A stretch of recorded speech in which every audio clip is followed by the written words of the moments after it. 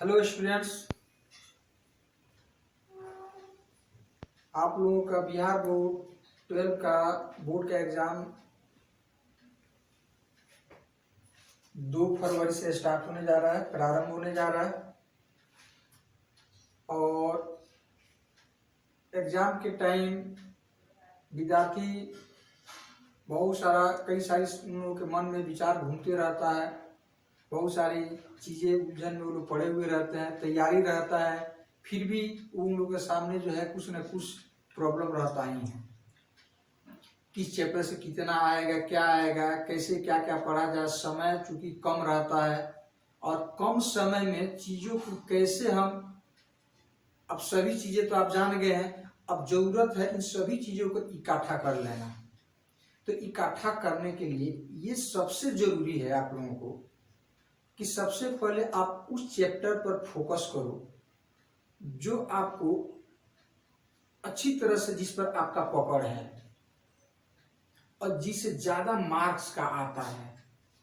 जैसे मैं मैथमेटिक्स की बात कर रहा हूँ तो बहुत सारे विद्यार्थी पूछते हैं कि सर समय कम है, कैसे क्या करें, कैसे पेपर को कैसे अब तैयारी कर रहे हैं, हमारा लास्ट चल रहा है कि नहीं, 2 दिन 3 दिन के बाद शायद और आपका एग्जाम भी है, 2 तारीख से एग्जाम है। तो यहाँ पर सबसे जो चीजें, मेन चीजें है वो यहाँ पर मैंने आपको सजेस्ट किया हुआ है कि कैलकुलस से सबसे ज्यादा मार्क्स का प्रश्न पूछा जाता है। सबसे ज्यादा प्रश्न जो है कैलकुलस से आता है और यहाँ पर 44 मार्क्स का लगभग आता है। कैलकुलस में इतना सारा चैप्टर आपको पढ़ना रहता है। लिमिट हो गया, कंटिन्यूटी एंड डिफरेंशिएबिलिटी हो गया, डिफरेंशिएशन हो गया, मैक्सिमम मिनिमा हो गया, मीन वैल्यू थ्योरम हो जाएगा, टेंजेंट एंड नॉर्मल हो जाएगा, इंटीग्रेशन हो जाएगा और प्रॉपर्टी ऑफ डिफिनिट इंटीग्रल हो जाएगा, एरिया एनक्लोज्ड बाय कर्व्स हो जाएगा, डिफरेंशियल इक्वेशन हो जाएगा।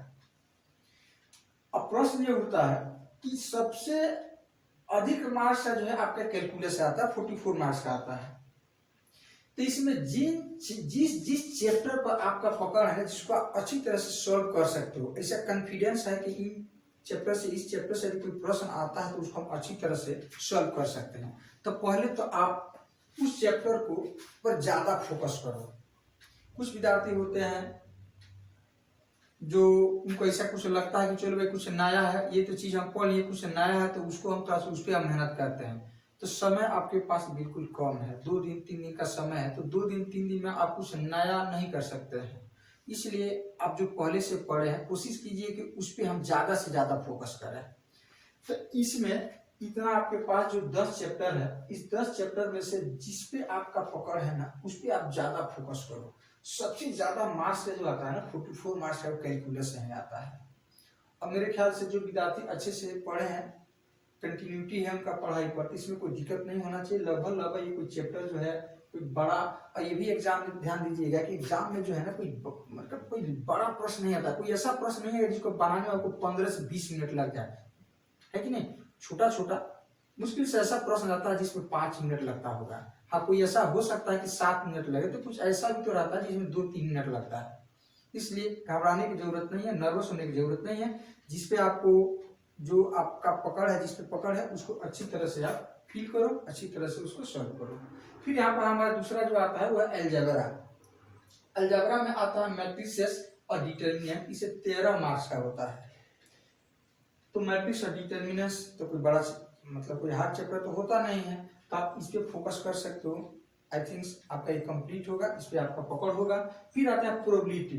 प्रोबेबिलिटी से 9 मार्क्स का होता है। तो प्रोबेबिलिटी में आप कंडीशनल प्रोबेबिलिटी या बेस थ्योरम भी आता है, कि बेस थ्योरम जो है वो कभी कभार आता है। तो आप चाहे तो कंडीशनल प्रोबेबिलिटी या जो एडिशन या मल्टीप्लिकेशन जो थ्योरम है उस पर आप ये कर सकते हैं अपना।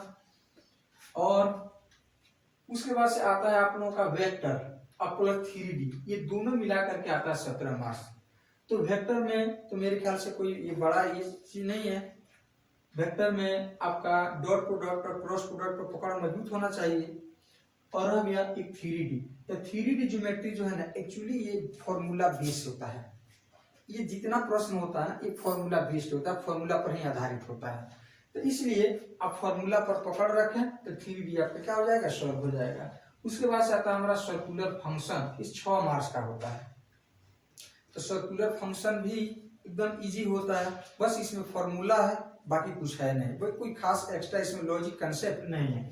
उसके बाद से आता है हमारा एलपी। एलपी से 7 मार्क्स का रहता है, 5 मार्क्स का आता है, जिसमें एलपी भी है, जिसमें एक प्रश्न रहेगा वो 5 नंबर का 5 मार्क्स आपका रहेगा, और कुछ ऑब्जेक्टिव में भी डाल देता है। इस तरह से 7 मार्क्स का इसके एलपी से रहता है। एलपी से एक चैप्टर जो है अच्छी तरह से रिवीजन कर लेना है, और उस चैप्टर से कोई ना कोई प्रश्न आएगा, हाँ उसी के एग्जाम्पल से दे सकता है या उसी के आधार पर और कुछ भी आपको दे सकता है।